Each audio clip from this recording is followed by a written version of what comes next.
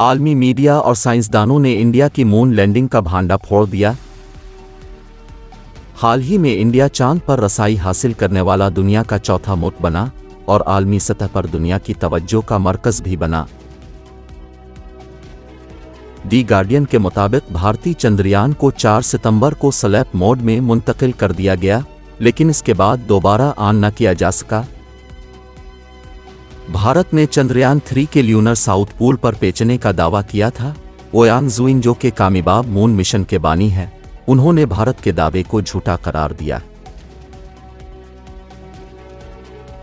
तफसीली रिसर्च के बाद मून मिशन के बानी की जानिब से यह दावा किया गया है इंडिया मून के साउथ पोल के करीब तक ही नहीं पहुंच सका है और न ही सॉफ्ट लैंडिंग करने में कामयाब रहा। इंडिया का चांद पर रसाई हासिल करने का दावा झूठा है।